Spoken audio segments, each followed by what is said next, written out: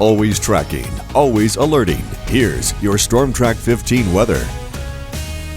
While Doppler Dan is enjoying some days off, we have meteorologist Michael Hannah-Harding from our sister station, the Weather Channel, bringing us our forecast tonight.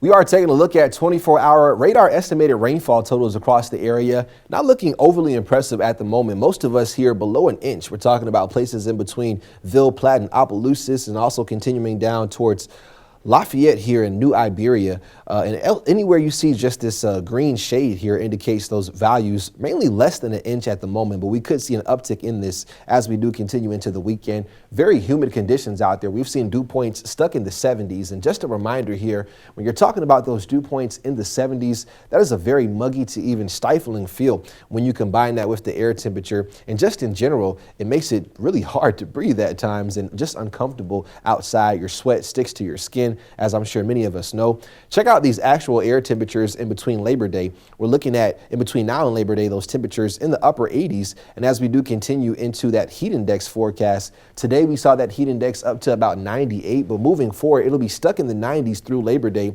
even though actual air temperatures will only be in those 80s. That's courtesy of that very humid air sticking around. And we're going to see an influx of moisture here, even more so as we head towards the weekend. That is not what we need, but that is what is in the forecast, unfortunately. And we're looking at an uptick with those rain chances as well as we see an influx of that atmospheric moisture across the area. So here we go, timing out future radar and also just looking at the heat index here. So for your day Friday here, we're starting off already feeling like the 80s out there in the morning.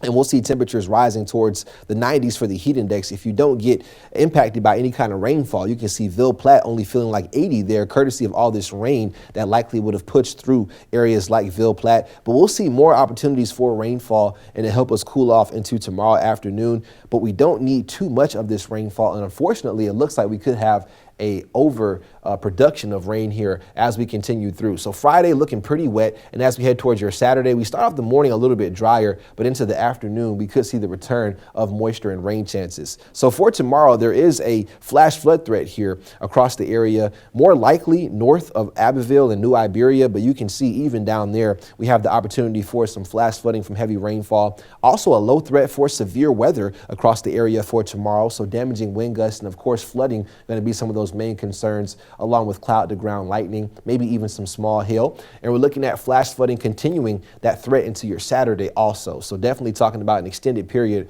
of wet weather here, all courtesy of this stalled frontal boundary hanging out. It pushes deeper into the Gulf here as we do head towards your Sunday.